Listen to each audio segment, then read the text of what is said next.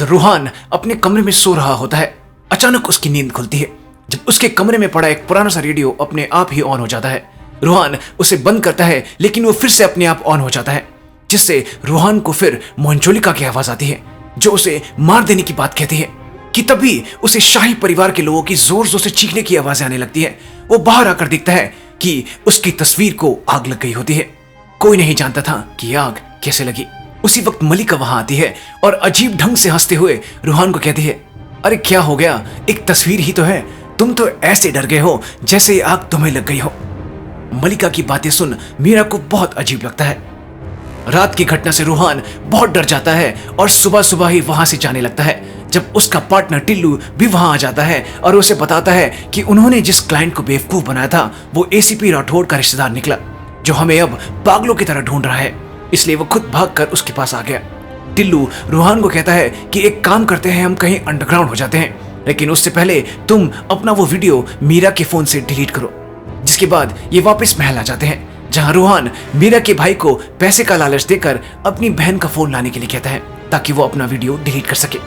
मीरा के फोन पर जब वो वीडियो डिलीट करने लगता है वो देखता है कि मीरा ने उसकी बहुत सारी फोटोज ली थी। वो रूहान को पसंद करती थी और जब रूहान उससे इस बारे में पूछता है तो वो हाँ कहती है। उसी दिन रात को ये दोनों घूमकर वापस महल लौटते हैं जब ये देखते हैं कि मंजोलिका के कमरे का ताला खुला हुआ है और इनके ठीक सामने वो खड़ी है जो रूहान को मार देने की बात कहती है अगर वो इस महल से नहीं गया तो।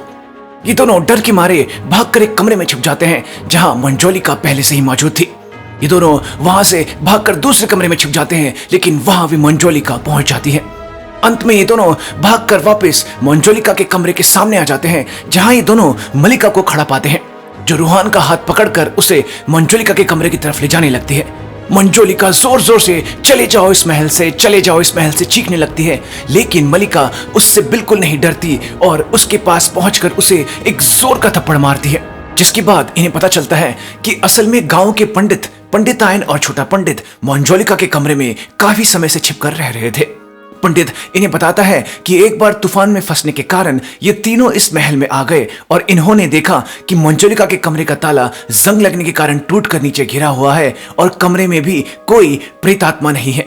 ये तीनों इस कमरे में आराम से रह सकें इसलिए इन्होंने महल में आने वाले लोगों को मंजोलिका के रूप में डराना शुरू कर दिया था।